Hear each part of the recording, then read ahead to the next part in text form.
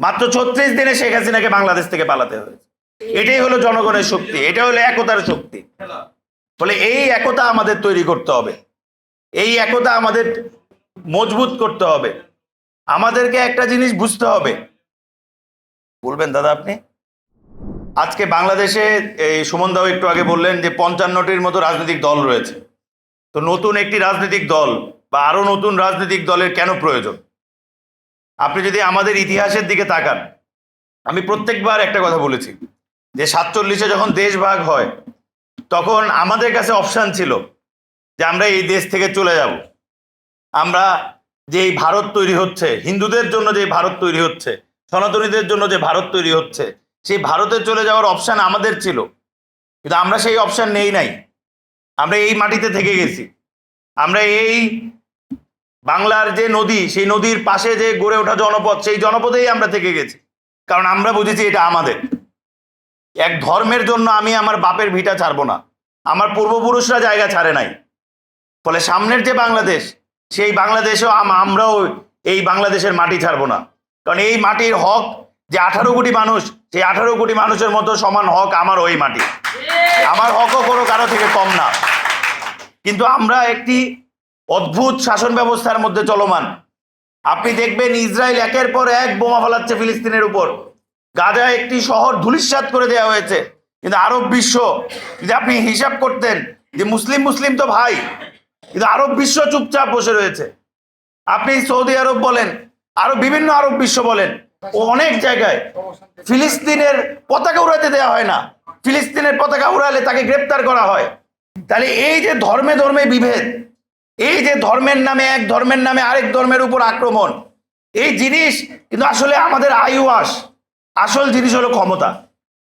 ক্ষমতা এনশিওর করার জন্য মানুষের মধ্যে বিভেদ তৈরি করা হয়।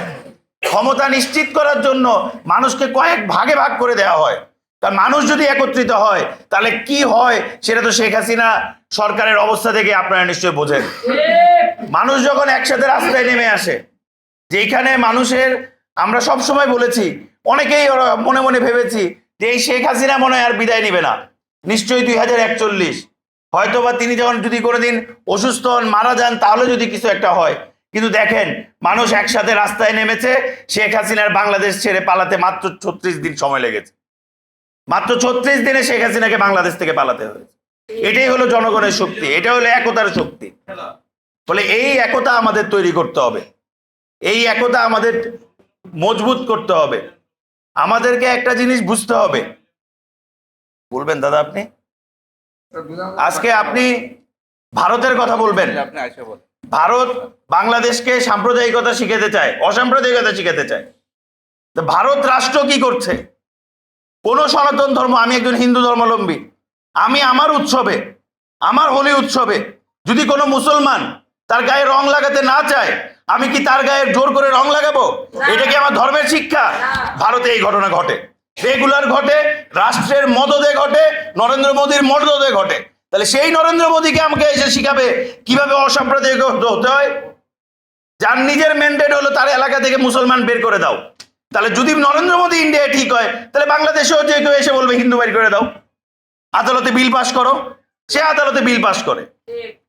তাহলে আমাকে বুঝতে হবে, এই ধর্ম নিয়ে মানুষকে আসলে বিভক্ত করে রাখার চেষ্টা করা হয়। ধর্ম আমার ব্যক্তিগত বিশ্বাস, ধর্ম আমার সামষ্টিক বিশ্বাস, কিন্তু সেই ধর্ম নিয়ে যখন রাজনীতি হয়, সেই রাজনীতি দেশের মানুষকে কতটা বিপদে ফেলায় সেটা তো 47-এর পরে আমরা জানি। এই 47-এর দেশ ভাগের ফলে যে কি পরিমাণ দাঙ্গা এখানে তৈরি হয়েছে, ব্রিটিশদের তৈরি করে দেওয়া যাওয়া যে খেলা, সেই খেলার যে চাল, সেই চাল থেকে আমরা এখনো বের হতে পারিনি। ফলে আমাদেরকে এত সারা বিশ্ব সম্পর্কে ভেবে লাভ নেই। আমাদের ভাবতে হবে আমাদের বাংলাদেশ, আমাদের ভাবতে হবে একটা সুখী সমৃদ্ধশালী বাংলাদেশ, আমাদের ভাবতে হবে একটা ধর্মীয় সম্প্রীতি জায়গায় হবে আমাদের এই বাংলাদেশ, যেই জায়গায় অর্থনৈতিক বৈষম্য দূর হবে। আপনি একটা জিনিস লক্ষ্য করবেন যে কোন হিন্দুর উপর আক্রমণ হয়? কোনোদিন আপনি লক্ষ্য করেছেন ধানমন্ডি গুলশানের বড়লোক হিন্দুদের উপর আক্রমণ হতে? আপনারা কোনোদিন প্রশ্ন করেছেন বনানী পূজা মণ্ডপে কোনোদিন আক্রমণ হয়েছে? কেন হয় নাই? কারণ হিন্দুদের মধ্যে সব কোটিপতিরা ওইখানে গিয়ে পূজা করে। হিন্দুদের মধ্যে কার উপর আক্রমণ হয়? যে গরিব। যার পকেটে টাকা নাই, যে গ্রামে থাকে, শহরে থাকা, ফ্ল্যাট বাড়িতে থাকা হিন্দুদের ফ্ল্যাটে কোনোদিন হামলা হয়েছে আপনি শুনেছেন? কোনোদিন আপনি শুনেছেন হিন্দু বড় বড় নেতাদের উপর কখনো হামলা হওয়ার কথা? আপনি কি শুনবেন? ওই ঝুলন দাস, ওই ঝুমন দাসের কথা শুনবেন এক গ্রামের। বলে এই জিনিসগুলো আমাদেরকে বুঝতে হবে।